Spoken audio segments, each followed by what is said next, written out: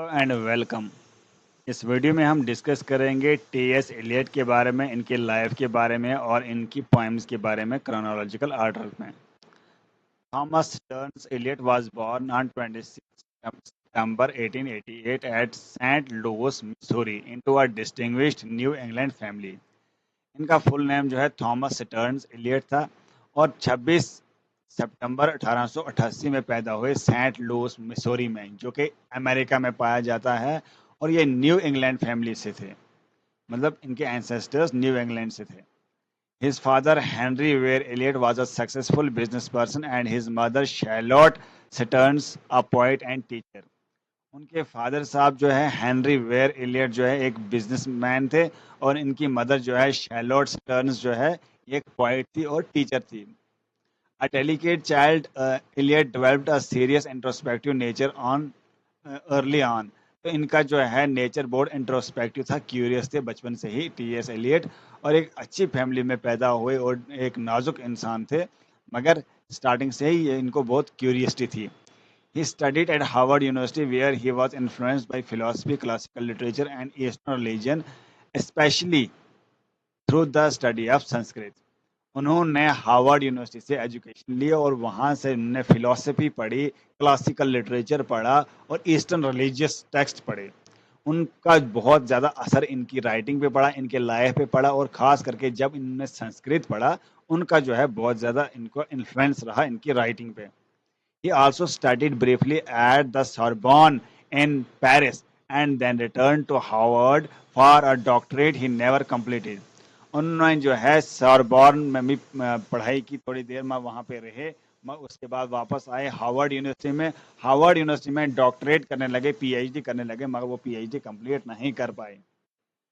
In 1914 Eliot moved to England and met Ezra Pound, who became a crucial mentor।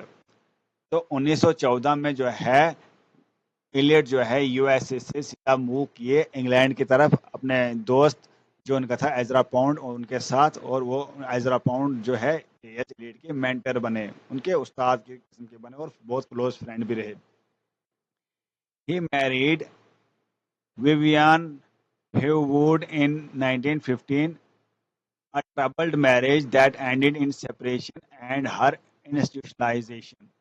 उन्होंने शादी की Vivian ह्यूवुड से। Vivian ह्यूवुड जो है उनके साथ शादी की 1915 में, मगर वो मैरिज जो है सक्सेसफुल नहीं रही, उसके बाद वो सेपरेट हो गए। Eliot became a British citizen in 1927 and converted to Anglicanism, embracing a high church Christian worldview। तो उसके बाद जो है टी.एस. एलियट तो 1914 में ही शिफ्ट किए थे इंग्लैंड में, मगर 1927 में 1927 में ये कन्वर्ट हो गए एंग्लिकनिज्म में, ब्रिटिश सिटीजनशिप ले ली, और जो ऐसा चर्च जो है, मतलब इसको कन्वर्ट हो गया और उस चर्च को फॉलो करने लगे, high church Christian world view को फॉलो करने लगे, एक रिलीजियस पर्सन बनने लगे। From then, his religious faith and moral concerns deeply shaped his intellectual and creative life। उसके बाद जो रिलीजियस फेथ और उनका जो है रिलीजियस फेथ ने इनका पूरा क्रिएटिविटी चेंज की, ये पूरा जो है इंटेलेक्चुअल गेन उनने वहीं से किया। Eliot worked as an editor and publisher at Faber and Faber, where he helped promote other modern poets like W.H. Auden।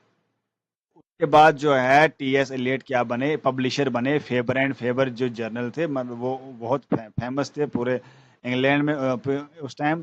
तो उसके जो है ये पब्लिशर बने, ये मतलब एडिटर बने, और उन्होंने जो है बहुत सारे राइटर्स को, बहुत सारे मॉडर्न राइटर्स को प्रमोट किया वहाँ पे, बहुत सारे वर्क्स जो है वहाँ से पब्लिश किए। He also became one of the century's most influential literary critics, promoting the idea of tradition, impersonality and classical restraint। ये जो टी.एस. एलियट है, ये बहुत अच्छे इन्फ्लुएंशियल लिटरेरी क्रिटिक बने, और इन्होंने आइडिया ट्रेडिशनल आइडिया जो है, इम्पर्सनैलिटी, क्लासिकल रेस्टेंट आइडिया जो है प्रमोट किए। ये एक लिटरेरी क्रिटिक भी हैं, इन्होंने ट्रेडिशन एंड इंडिविजुअल टैलेंट लिखा, जो एक बहुत टेक्स्ट बना लिटरेरी थ्योरी में। ये हम डिस्कस करेंगे बाद में दूसरी सीरीज में। इस वीडियो में और इस सीरीज में जो डिस्कस करेंगे वो सिर्फ इनकी पोएम्स और एज ए पोइट हम डिस्कस करेंगे। He married his secretary Valerie Fletcher in 1957 a late but happy marriage. बाद में उन्होंने 1957 में 1957 में शादी की वेलियर फ्लेचर से, और ये शादी जो है एक हैप्पी मैरिज नहीं रही। ये हैप्पी मैरिज रही, जो पहली शादी की थी वो हैप्पी मैरिज नहीं रही थी, और ये वाली शादी विवियन से की थी ना, वो अच्छी शादी नहीं रही थी, वो सेपरेट हो गए थे। बट जो 1957 में मैरिज की वेलियर फ्लेचर से, ये एक हैप्पी मैरिज रही। और 1948 में जो है इनको एक नोबेल प्राइज मिला इंग्लिश लिटरेचर में। इनका इम्पैक्ट जो है मॉडर्न पोइट्री में बहुत ज़्यादा था, तो इसी वजह से इनको नोबेल प्राइज मिला इंग्लिश लिटरेचर में 1948। जैसे W.B. यीट्स को 1923 को मिला था ना, तो इसी तरह जो है इनको 1948 में नोबेल प्राइज मिला इंग्लिश लिटरेचर में। Eliot died in London 4 January 1965. His ashes were interred in East Cooker, his ancestral village in England. इनकी डेथ जो हुई 4 जनवरी 1965 में हुई। 4 जनवरी 1965 में इनकी डेथ हुई, और जो इनके एशेज थे वो कहाँ डाले गए? ईस्ट कुकर, जो इनका विलेज था, उसमें जो है डाले गए। Eliot remains a towering figure of 20th century literature and modernism, known for his intellectual rigor, spiritual exploration, and influence on poetry, criticism, and drama. ये एक टॉवरिंग फिगर रहे 20th सेंचुरी के सबसे बड़े मॉडर्निस्ट पोइट ये रहे, और इनमें जो है ये इंटेलेक्चुअल थे, ये इनमें स्पिरिचुअल एक्सप्लोरेशन किया इन्होंने, और पोइट्री और क्रिटिसिज्म ड्रामा में इनका बहुत ज़्यादा इन्फ्लुएंस रहा। ये एक पोइट भी हैं, ये एक ड्रामेटिस्ट भी हैं, ये एक क्रिटिक भी हैं। हम एज ए पोइट ही डिस्कस कर रहे हैं अभी। इनके वर्क्स जो है क्रोनोलॉजिकल ऑर्डर में डिस्कस करेंगे, खास करके इनके पोएम्स हैं।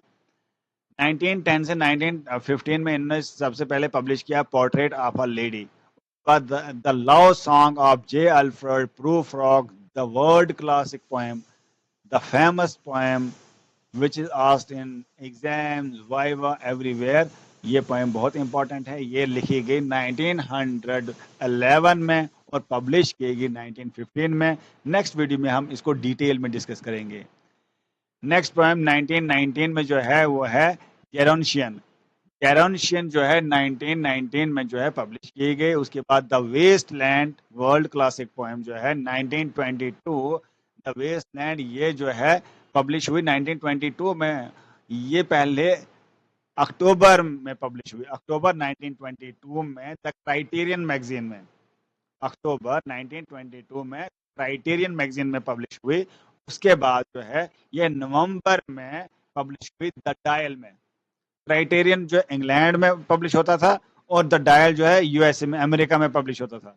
तो बाद में इसको द डायल में भी पब्लिश किया गया। 1922 ही में ही पब्लिश किया। मंथ अलग अलग हैं, पहले अक्टूबर में, फिर नवंबर में। एक महीने के बाद जो है यूएसए में पब्लिश किया गया द डायल में। 1925 में जो है पब्लिश किया द हॉलो मैन, बहुत इंपॉर्टेंट पोएम है हॉलो मैन। बाद ऐश वेडनेसडे 1930। उसके बाद जो है ये पोएम अब इम्पोर्टेंट है, इसमें 4 क्वार्टेट्स 1943, ये वाले ज़्यादा इंपॉर्टेंट है, ठीक है। इसमें 4 क्वार्टेट्स हैं, ये चारों क्वार्टेट्स याद रखने हैं। Burnt Norton East Coker, the Dry Salvages, Little Gidding. ये थे टी.एस. एलियट, और इनके पोएम्स क्रोनोलॉजिकल ऑर्डर में। हम ये जानते हैं ये जो है ड्रामेटिस्ट भी हैं और लिटरेरी क्रिटिक भी हैं, वो हम डिस्कस करेंगे बाद में जो सीरीज आएगी। इसके बाद जो 2-3-4 वीडियोस आएंगी इसी टी.एस. एलियट पे, वो इनकी पोएम्स हम डिस्कस करेंगे। ये पोएम डिस्कस करेंगे the love song of J Alfred Prufrock, Gerontion, ये wasteland, hollow man, Ash Wednesday और 4 क्वार्टर, ये सब डिस्कस करेंगे कमिंग वीडियोस में। अगर चैनल पे नए हैं तो चैनल को सब्सक्राइब करना ना भूलें, सब्सक्राइब कर लो आप, ठीक है। आपको वीडियोस मिल जाएंगी, कंटेंट पूरा मिल जाएगा। सब्सक्राइब करना मत भूलो, ठीक है। Thank you.